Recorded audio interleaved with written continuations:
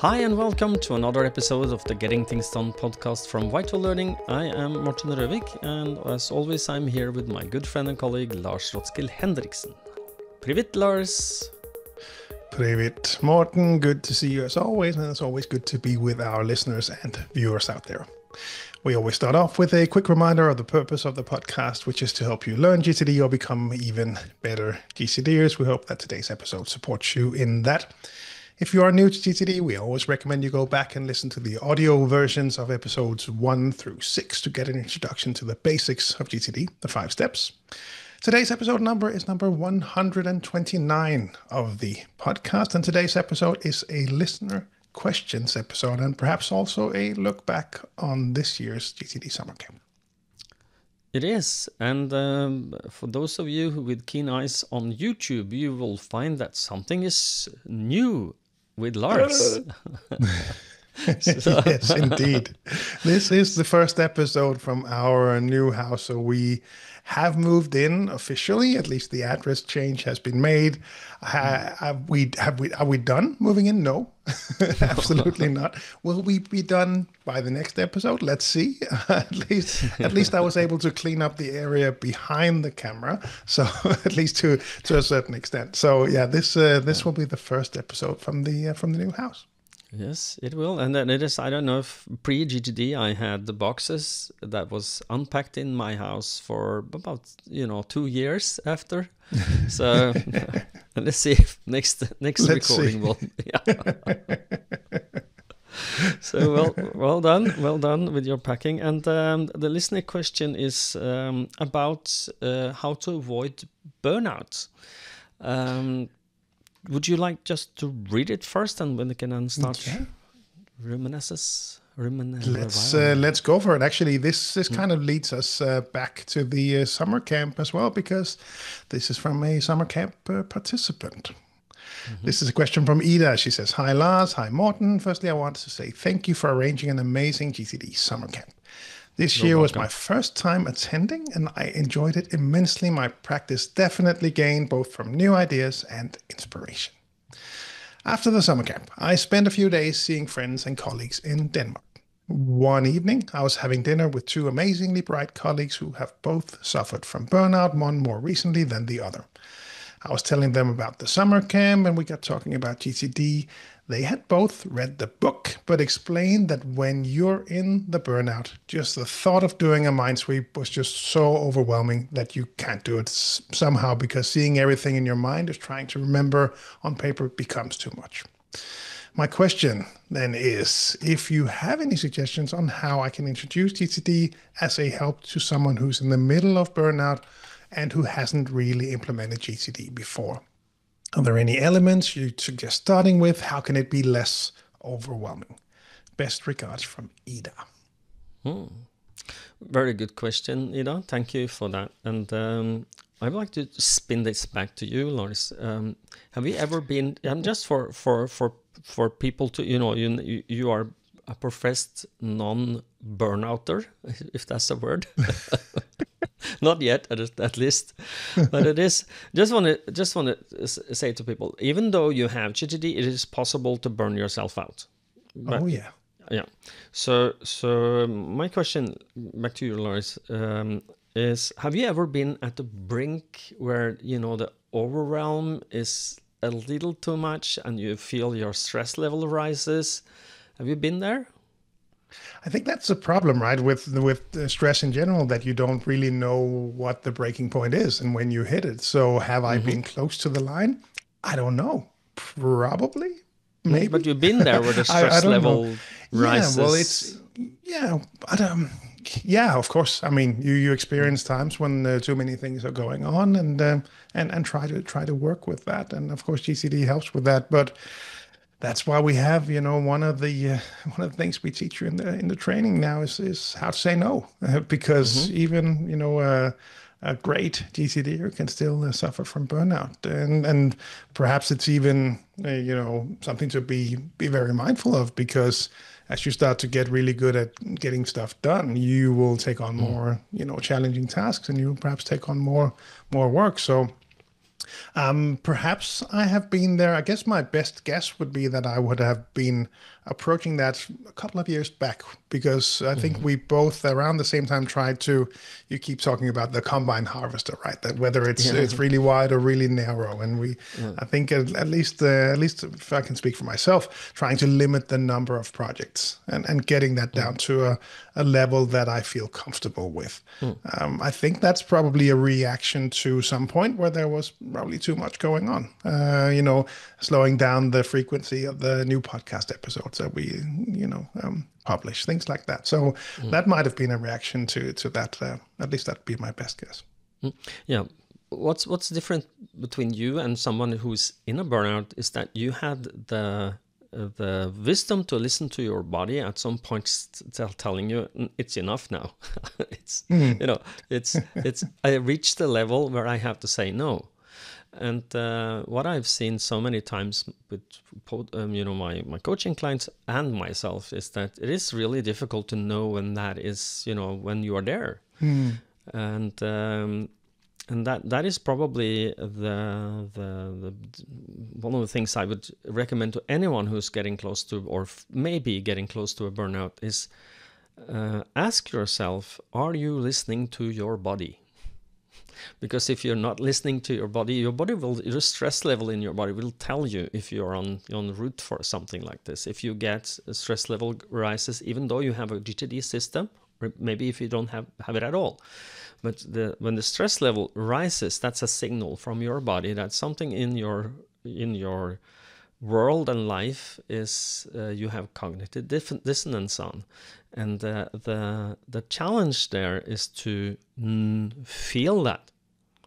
And I just want to take an anecdote from my own life, is that when I did this, when I did my first burnout, I realized that kind of like if there's a notch on my belt or somewhere, like, hey, I burned out. No, it is you don't want this. Okay, so the idea, at least for me, was that when the stress level rises and the commitments that you have committed to, either you committed yourself to something or somebody you committed to do something for someone else, it doesn't really matter what's the source of them are, but if the commitments are so many and so complex that it rises over your ability to do something, that's what we call in the Dodson's law in psychology, is that when the level of commitment rises above your ability to do something about them, to execute on them and get them under control, then the stress level rises. And then when you have that stress level rising and you don't have you don't listen to your body. Like my anecdote is from so many times I felt something was wrong. I don't know what it is, and I'm getting irritated because I'm focusing, trying to get things done and trying to move things along and really, really focusing on them. And something is really wrong in this world. I don't know what it is. And then suddenly it dawns on me, I need to go to the toilet. And I should have gone to the toilet for the last 30 minutes or more. And it is really, and so if that's you, that's a signal from your body. You should be taking care of you and be more careful. Have you ever had that, Lars, where you kind of like suddenly had to go to the toilet because you're suddenly realizing something? No, that does not ring a bell, I'm sorry to say. Oh, okay. Well, not sorry to say. You should be happy to say this, but for me, that was kind of the stress level rises, and you need to deliver on something. You can't deliver on something, and then you're trying to focus, and then there's irritating things happening to your body. So for me, I would recommend anyone thinking about, maybe you are moving towards a burnout, is you can do a burnout test. I think we linked to one of those before, haven't we, Lars? I think so. At least we did the burnout episode. We had the link to the stress curve overview. So it's out there somewhere. I'll find it and add it in the show notes. Yes, please do, because that might be good. And there is a burnout test online, just a PDF you can fill in. And it's very rudimentary, but it will give you an indication, at least, if you're heading towards one. So, but if you are inside one, it doesn't matter if you have a, well, it helps if you have a GTD system, because it helps you get out of it. One of the things that I found, that when you are having a GTD system, you can be thrown out of control, and then you can get back to it. If you have a wholesome, good GTD system where you have identified all the things that you need to, get done, that you committed to, and then you can then start pausing them and moving them out of into on pause, like we talked about this in a previous episode, where you can balance your work day and work life balance by scaling down. The combine harvester you must have less projects active, and you use the on hold or pause folder for that. You can pull things into that. But if you don't have that, you don't have a GTD system, then your whole world is chaos. Your whole world of commitments is overwhelming, and everything you are not doing at the moment stresses you.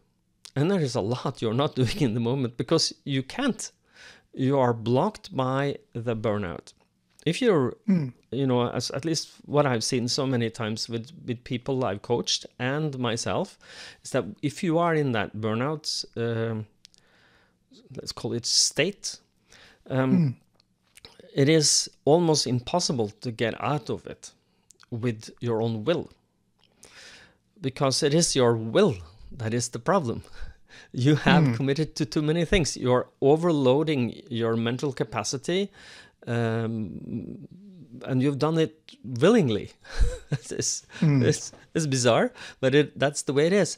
And when you get to a point where all the things that are, and then if you add upon the complexity of life, things happen to you, let's say you lost a job, or you got divorced, or you have a child that doesn't, behave, and a lot of different things that can stress you, but then that adds on top of, the task-related stress and burnout. But when you are in this mode, it is very difficult to think about anything. But when you wake up in the morning, you are scared. You have anxiety levels that's on, over your head, and you don't want to go out. If you're really there, that's how it is. And but I do believe that even though you are there, one of the things I will highly recommend anyone is just write down everything you're not doing right now that you think you maybe should have done something about. Just write them down. And when you've had that, everything that it's the mind sweep idea. So just write down everything you're not doing right now that you think you might should have done, and then look at it. Look at the endless list, and it will overwhelm you, but it is not in your head anymore. And then tell yourself, not now. Not now. Now I'm healing. What I've seen so many times, I don't know if you've felt this, but when you are in that overwhelmed state, it is very difficult to tell yourself, slow down. Because everything in your mind and body has trained you to do, you need to speed up to catch up. But that is a lie. What you need to do is just let go. Let go of everything. Say, today, I'm not going to do anything. Not anything. And then just stay in that not anything as long as you can. And then ask yourself, what can I do now? At some point, your brain and your psyche will tell you, well, maybe I can try something. And then, which is good, then do that little something and see how it feels. The problem is that when you are in this state of burnout, if it's task related that I'm talking about now, you have too much to do that you or other have committed you to do, then it's very different. Then you become your own worst enemy, because your desire to execute is higher than your level of execution. And so you always want to close that gap, but your body will tell you when you're in the right spot, because then you will not feel overwhelmed and stress. And that is, I think, one of the most important things that I can say about this is stay where you are. Don't move out before you are ready, and make sure that you are not exceeding, your wanting to do more. Must be in within the level of comfort. So if you feel I'm doing, I want to do something, and that level of commitment rises, and then your stress level rises with them, then scale down. Not now. And if you talk to people around you, if you talk to your colleagues or your friends or your family, telling them, I'm here now. I really need to become myself again. I need to scale down. And that means this and that. And I ask, can we please work on this together? I need your help. You just be open on where you are and ask for help. Does that make sense, Lars? Does it? Yeah. No, and I really like the, and we've probably talked about this before, but I really like the idea of just writing it down, but already knowing that I'm not committing to anything, or at least what I'm committing to doing is actually not doing anything about them.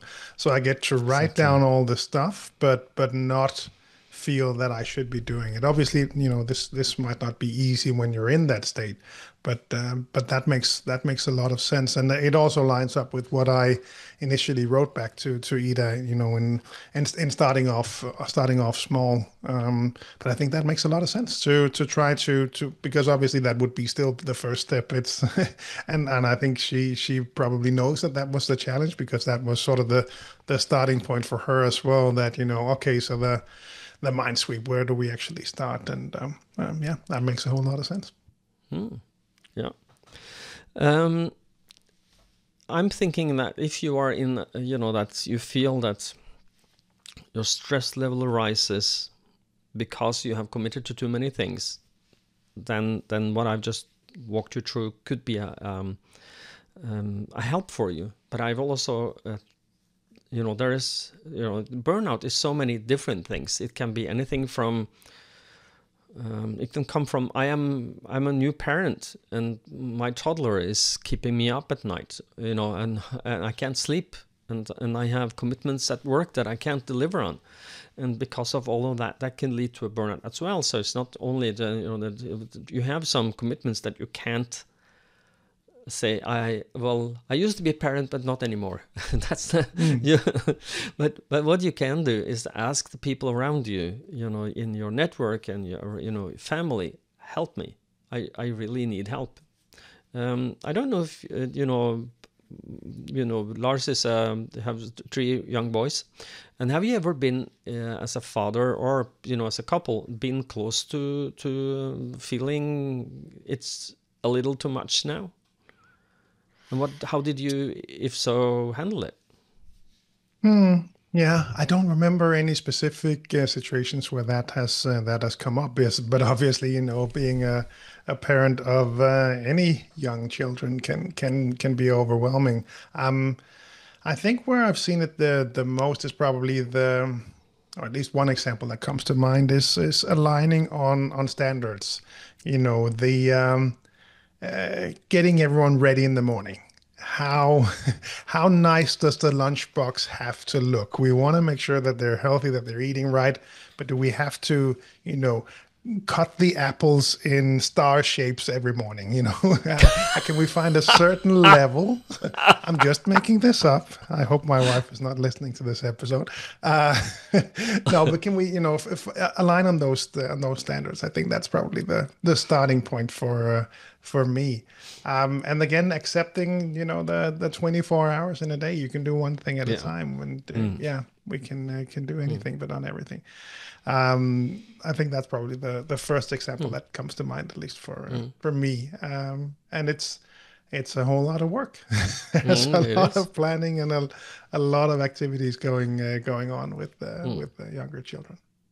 It is, and but I will then go back to if you are there, it is too much for you. And then talk to your spouse, talk to your partners, talk to your family and your work colleagues, your friends, and ask for help. I assure you that they are more understanding than you are. Because I've seen that when I ask people for help or I explain the situation, people do not go into the, you must do more. You never see this. No, it is more like, okay, that's not a problem. Let's work around this. Let's help you. And I in the pre-show, I told you that I've had to say no to things because now I looked at my calendar and mid to late August is kind of like, it looked a little too crazy for me, and where I really have to scale down because I know that if I've done that, I will be a wet rag on the floor after because it is just too much to do. Too much pressure, and but then I talked to our managing director here in Norway, and I said I need to scale down here, and of course he's understanding and said, okay, then we will work around that and find a solution. And that was a relief for me, and that I noticed that as a stress in my body, getting closer to when the dates are coming, and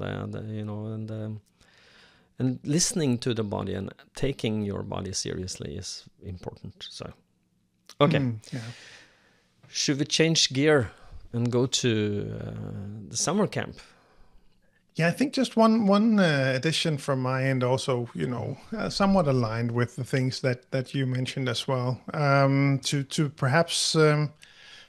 I like the idea of the generic mind sweep. One thing that I wrote back to Ida was also perhaps to start off small, that you don't have, feel that you have to do the big mind sweep of your whole life. Sit down and write down everything going on in your personal life, work life, all of your ambitions and life purpose. But perhaps start off small. Can you start off with a small mind sweep relating to a specific project at work, and start maybe training yourself to build a small GTD system that at least supports you in that area, and perhaps that's going to take a while, obviously, to get up and running and feel the ways of working and adjust GTD to your own best practices, but getting that started, I think, would be one approach as well. If the general mind sweep would be too much, then start somewhere simple and see where that takes you. Perhaps start on paper. I think that's perhaps a good starting point as well for people that are overwhelmed or in other ways impacted in their ability to focus, perhaps is the best way for me to explain it. To simplify and go for paper. That's one of the things that I'm playing around with more, that I have my paper checklist. We'll talk more about that at the GTD Summer Camp Revisited. But trying out some of these things, I think, is really is probably one area to start. And the other area that I would add is also, again, related to what you said with involving others and taking it from the GTD perspective, might be looking at your areas of focus and accountability. So if you're able to do at least, just an outline of that, and just, get a feel for where does all that work come from. And, my boss assigned me this new area because we lost someone in the other department, so now I have to do all this extra work. Well, can we go back and discuss that one? Because if we could somewhere put either a pause button or delete or remove, whatever you want to call it, some of that work that came in, it's, areas of focus, that tree is just such a nice place to go looking, where can I find more room? And again, sometimes we have committed and there are too many high standards, and sometimes it's other people that have assigned this to us, and maybe we can then go back to them, life partner, your boss, your colleague, whatever it might have been, and then see if we can park some of that. I think that could also be a help for the colleagues that she mentions. I don't know what you think. Yeah, I do agree with you. The only caveat is that when you are, burned out, you're totally overwhelmed. It's really difficult to do anything at all. When just trying to. But if you are GTD or have some sort of a GTD system, yes, of course, and but just writing things down and saying, I'm not going to do anything of this. I just need to get it out of my head.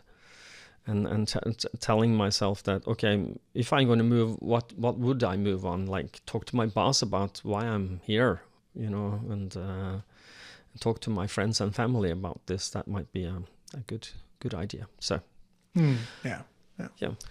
All right, then let's jump to the summer camp revisited. So it's we did this last year as well, and it's a nice look back, and obviously we do this also to try to share some of the good thoughts and ideas and inspiration that we got from attending yet another GTD summer camp. So we always mention it at the end, but let's sneak it in here. GTDsummercamp.com is a good place to go to find more information about when we do it and what the plan is for next year and all that good stuff. So GTDsummercamp.com, and you know, so many interesting, cool, fun people join us from all over the world. It's a great place to go. So whether you're really seasoned GTDer or new to this, we highly recommend that you join us at least once, just to get a feel for what it's like to be there.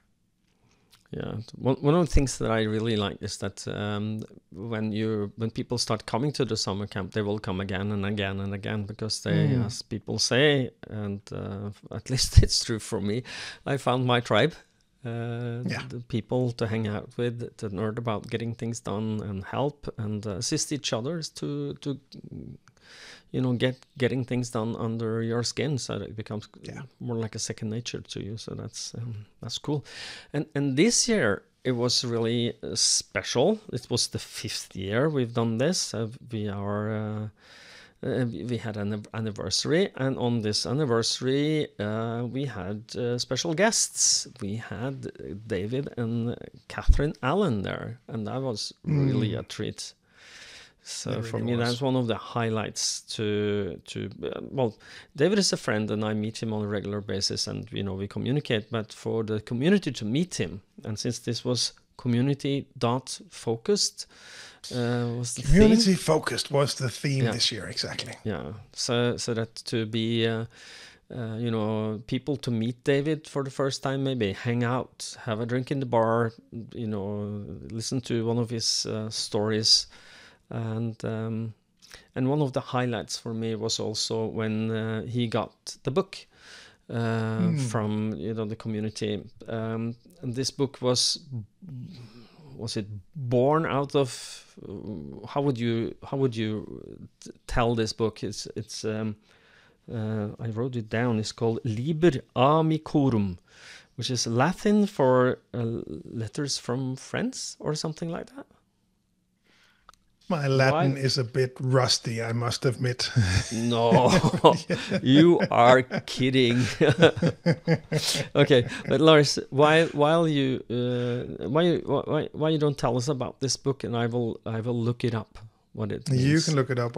Yeah, no, it was so as we learned that David and Catherine were joining us, I think this idea was bubbled up in perhaps even a bit south of Denmark. Some GTD enthusiasts sat down and figured this would be a good idea to do. I guess I'm giving credit to Joost out there, but maybe wrong on that one. But I think that was where at least the starting point, that this was the concept was familiar for him, and quickly spread out. And I don't know if you found the original name now. It is the Liber Amicorum. I'm not sure this is Latin, but it got translated. And Joost and Sebastian was the two originators from this, and they and if I now read from ChatGPT's translation, is Book of Friends. Historically, a Liber Amicorum was a kind of friendship or autograph book popular in Europe, especially during the 16th to 19th centuries. Friends, colleagues, and acquaintances would write short messages, poems, drawings, or signatures in each other's books, often include date and location. And it can be seen as a personal handwritten social network at times, like Twitter on paper.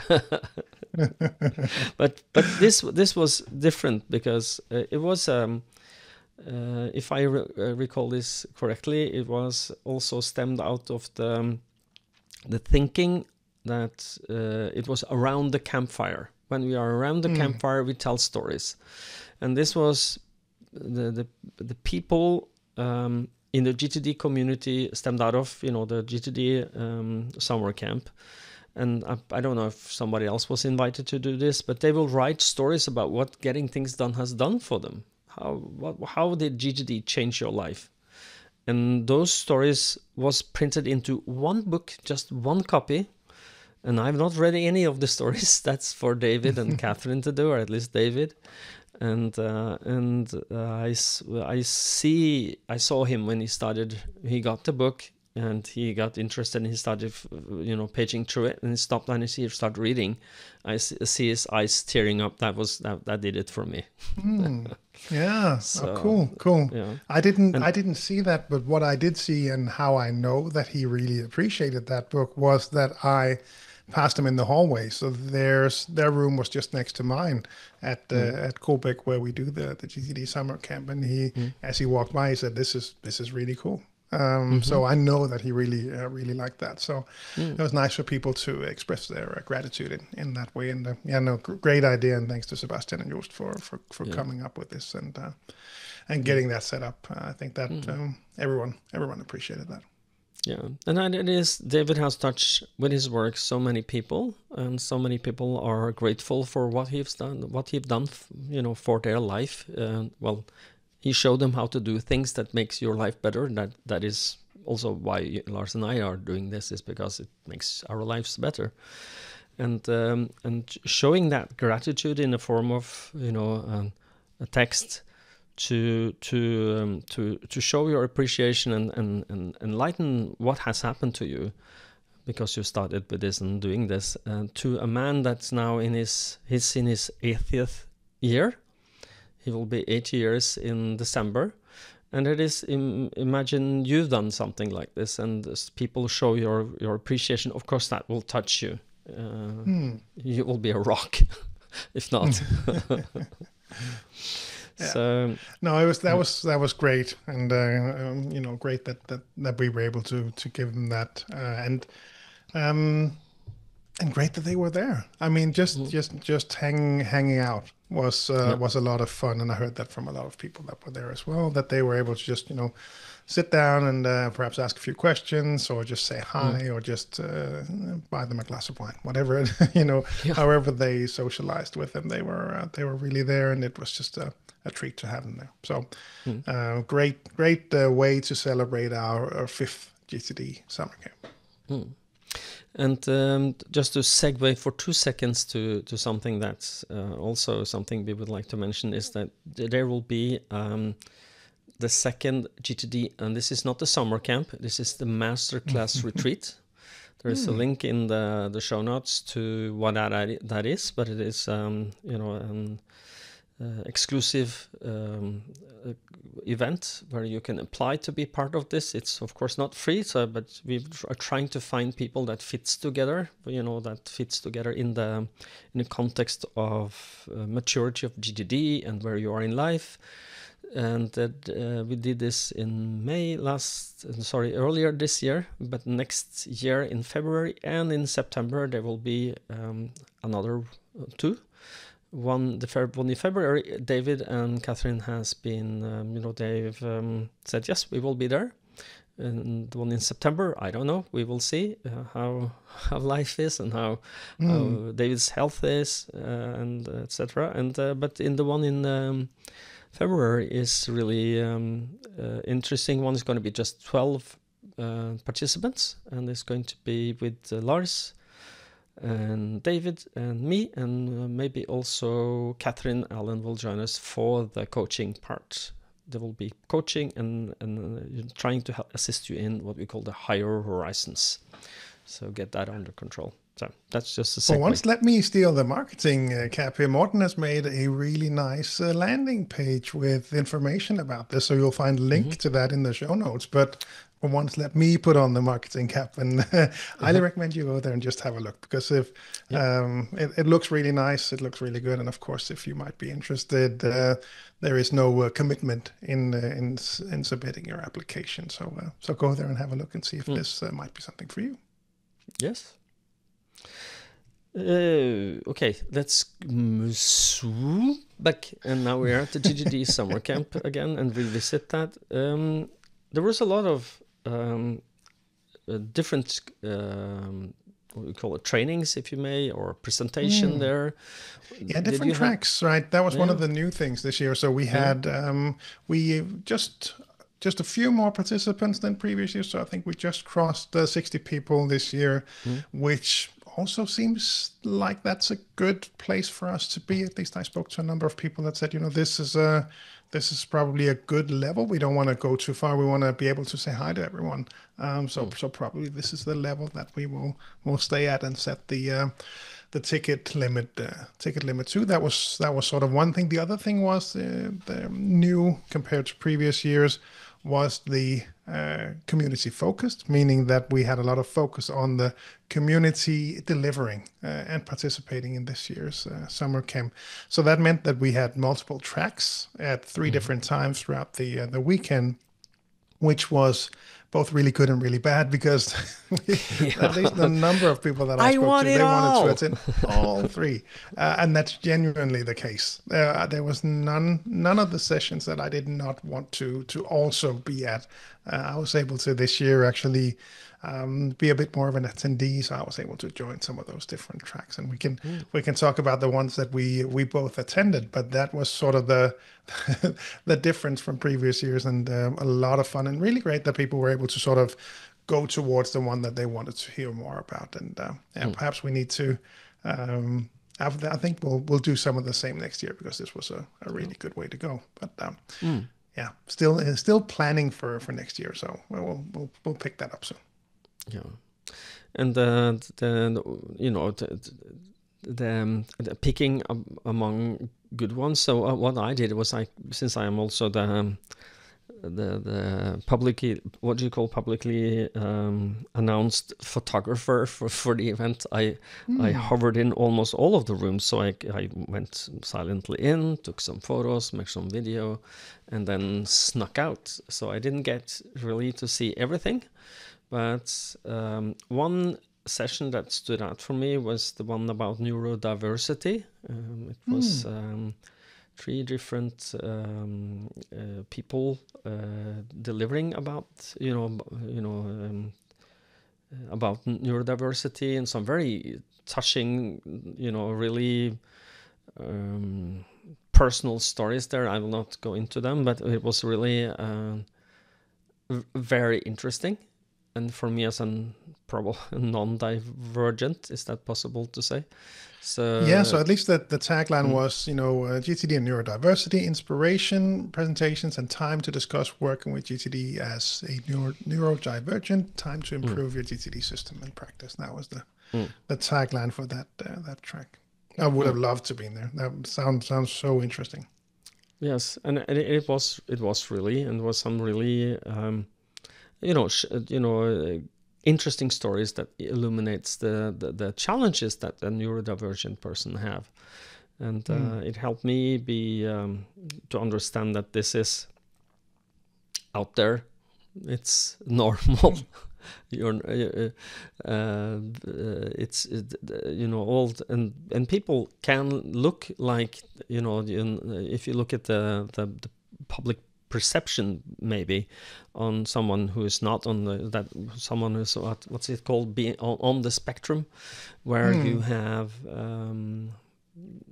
neurodiversity as part of your your being, and but a lot of people, you can't see that they are on that spectrum. Suddenly you understand that, well, they are, because they will either tell you or they will demonstrate for you what's happening to them, even though they don't maybe know that you can see it on them. So, but it is something that's out there. We need to be mindful about it. We need to be understanding about this. There is a lot of things we don't understand in this world, and the more we understand about how it's being and what does it entail to be a neurodivergent person, that's good, because then we will not have biases. We will have facts and understanding, and I love that. So thank you. There's 3 people who participated in sharing their, who you are, and thank you. It helped me. So anything else that stood out for you, Lars, or would you like to comment? I think there were a couple that sort of, so the way I approached it was that I looked at where the most people went, and then I went to the one with the least attendees. I figured that has to be the most nerdy one. That has to be the ones where I'll pick up some gold. So that was my strategy. It was also a nice way to avoid choosing. But no, I don't know if actually that was I don't know if that was actually the case, whether there was fewer people there. But one of them that I went to was, as you know, the fountain pen mafia is slowly dragging me in. I think I mentioned in a previous episode that I was gifted another 2 pens now. So I have the one here with me. I have the one in my bag. I have one. I have them all over the place now. And one of the things that I took away from one of the sessions was that I went over to a session called Pen and Paper Loves GTD, again with the 2 gentlemen previously mentioned, Joost and Sebastian, and talking about that and different ways to incorporate paper in your GTD system. And obviously that's, that GTD is goes way back, and paper has always been an integral part. And at least I've heard from a couple of people that read the book and felt it wasn't for them simply because of the references to paper. But paper still has its place, and perhaps will have its place even more going forward. At least that's maybe a personal preference for me. But I'm starting to like paper more. And one of the things that I'm playing with as a consequence of having attended that track was to have a daily checklist on paper. So I have my sort of starting point with what I would probably call a daily overview, where I'll check my calendar. I'll do a quick scan of all my work-related stuff with projects, next actions. I'll do a quick check on due in my reminders and due in our CRM system. And the last step is then so looking at my calendar, looking at, now that I know what I'm going to do or what I could be doing, what do I actually want to do today? So I have created a small template for myself. I've laminated it, and I have a pen that I can write on. And then and that'll be sort of my system as a starting point for that day. And it's so far, I don't have enough experience to really say what it does, but at least it helps me be much more mindful of how many things that I will get done in any given day. Because we've spoken about this before, so I can mention that again on the podcast. I am so optimistic in how much I think I can get done. So this really helps me. Just the fact that I have to look at my screen, say, yeah, I'm going to do that one, and then sit down and write it manually and by hand on that laminated checklist. If we were to talk 12 months ago, then I would say I'm never going to do that. Why not have it all digital? And now it's starting to dawn on me that maybe there's a good mix here, and that's actually a very helpful way to do it. So thanks to the fountain pen mafia guys, you know who you are, and thanks to Joost and Sebastian for sharing some tips. That came from a simple, small daily checklist. I think Sebastian shared. That's the one that I found a picture of in my phone, and I think that's sort of where it started, and then mixed with my own daily template, and now I have a template that I'm trying out. I'm really like that, and I think that'll help me a lot going forward. So thanks, guys. Yeah, well, experimentation is important in getting things done, as we know, to try and find the system that works best for you. And life changes, and what works today might not work tomorrow, next week, but the fountain But that's pen actually one of yeah. the reasons why that is actually one of the reasons why I would highly recommend to go to the summer camp. Because again, coming back to, I think Ida said it in her beginning as well, the initial part of her email. Thanks for the inspiration, and that's a lot of what it does. And I think perhaps this year even more than in previous years, because there were so many different tracks and so many different discussions happening, around the different tables. It was really an inspiring time this year, and that refreshes and helps your GTD practice going forward. And there is always something new that you can pick up on there. There's something you haven't looked at. And I was going to say the fountain pen mafia at the summer camp haven't gotten to me fully yet, because I think they understand that I do actually have fountain pens, that I sometimes use them. But it's so I'm sure that if I say what I'm going to say now is that I need to find really good writing paper, because I've acquired a new pen. It's a pencil. Actually, it looks like this. If you're on the, I don't know if you can see this, but this, if you're on the if you look at this on the YouTube, you will see there's a pen, and it is actually a pencil, but it's a mechanical pencil that looks like a pencil, where you have you can extract and what do you call it? What's this motion called? Click. Clicking? Yeah, it's a clicking pencil that looks like an old school pencil, a little one. And I got that, and then I started taking notes. I understand my paper is not very good. I need to find better paper to write on, because it's a little coarse feeling. So fountain pen mafia, if you're here, send me your best recommendations for good paper to write with pencil. Not not on the fountain pen, but okay.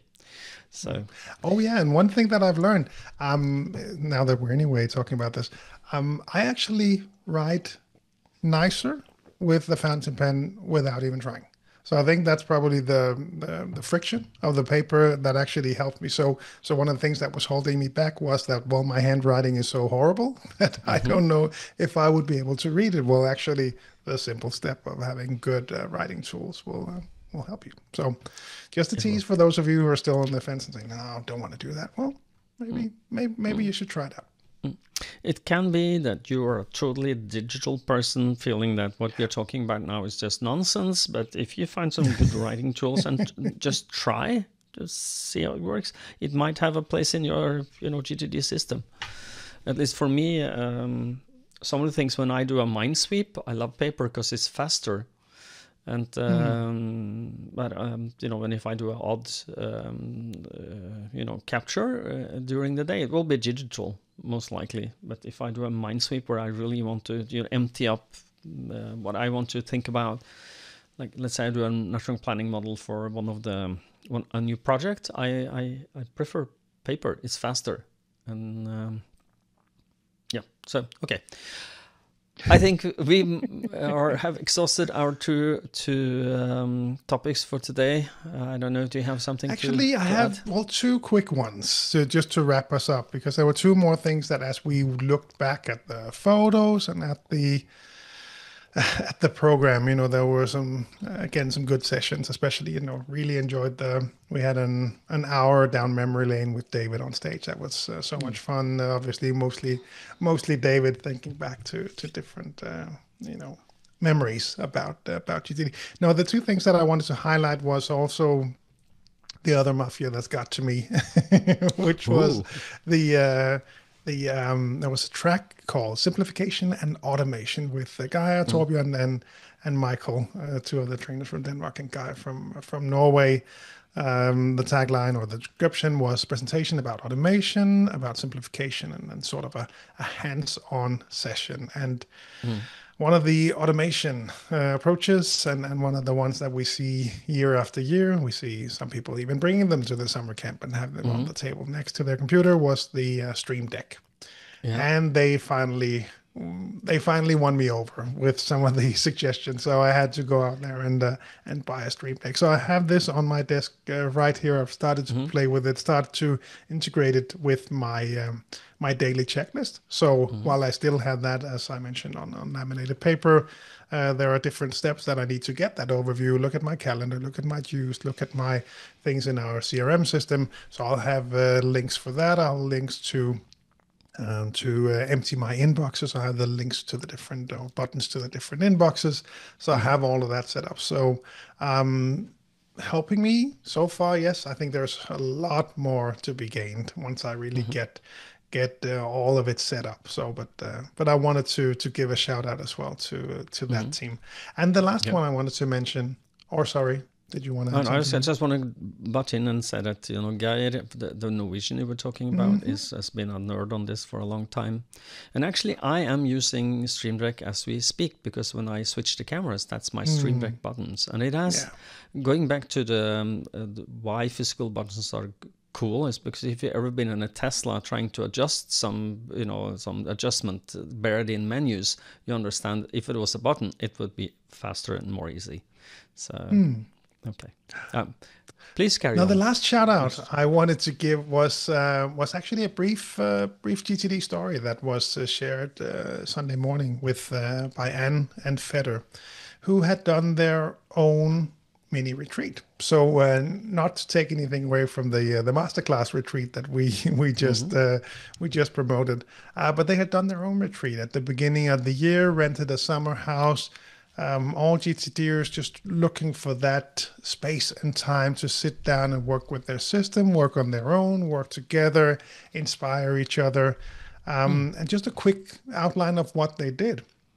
And I just wanted to throw that out there as well to the world, that if you are somewhere and the masterclass retreat is not an option for you, or this sounds inspiring and you maybe know some GTDers that would help them as well to do this retreat, then by all means, they had a good outline. I think we can probably find that if people ask for it, we can probably share that in how they had approached and done their planning and set everything up. And it sounded like they had a really good time, and we all know the value of being able to sit down and think those higher horizon thoughts and try to do some planning and get inspired about the future. And I just wanted to share that idea, because I think there are some people out there that would really benefit from having this time and sitting down and thinking on their own together and getting that Horizons of Focus document up to date. So so that was the last one I wanted to mention as well. I thought that was really inspiring. It sounded like it was a lot of fun and really valuable. One of the things that I don't know if people, we've been mentioning this, but one of the things that, one of the reasons, or probably the biggest reason of why the summer camp actually exists, was that there was a retreat with the 2 or 3 members from the the GTD community in Denmark that decided we will take a weekend together and we will do something. And they came out, and somebody mentioned we should make a camp of it. And my reply was something like, I don't remember exactly, but at the effect of, if you make one, I'll be there, and the rest is history. And suddenly we have a summer camp. So that's the stories that the small things that you can do, and suddenly the universe sees it, and suddenly you have something that's valuable. And where you meet people who are interested in the same thing, it's always good. It's always it's if it is your local football club, or your church, or your meetup for crochet, or the summer camp, or whatever, where people have the same ideas about something, meet, is always a good thing. And if you don't know someone who want to make this, there is meetup.com groups around the world for GTD, and see if there's no one in your area or town or country, make one, create one, see if somebody else. That's what I did back in 2008, and now there is more than 1,000 members in the Oslo GTD gathering. So that's it's cool. You can start something that because you want to have somebody to nerd with. Suddenly, this happens. Okay, will you take us out, Lars? I'm happy to. And well, we already did it, but I'm going to do it anyway because we always wrap up with a reminder to go to the GTD Summer Camp site and have a look around. GTDSummerCamp.com. So we'll do it again, of course, in 2026. By the time this is out, we probably have some more things settled. If we don't, you can always email me and I will let you know when the sign up available. We have the dates, but we haven't confirmed them yet with the venue. So maybe I'll have the show notes updated. So we won't have this in the podcast, but maybe in the show notes you'll see it. In any case, GTDSummerCamp.com is a good place to go because there you'll find all of the information that we have at any given time. Then we also always mention VitalLearning.eu. That is sort of the main page for all of the countries in the Nordics Plus, where you can find more information about what we do, find more information about GTD coaching, crucial conversations training, GTD trainings. We do one as part of the summer camp as well. So go there and have a look around. You'll find your way to the different country websites and learn more. You can schedule meetings with Morten and I. Anything you need, you'll find your way through VitalLearning.eu. And if you're outside the Nordics Plus, then cruciallearning.com is the place to go to find your local partners. Indeed.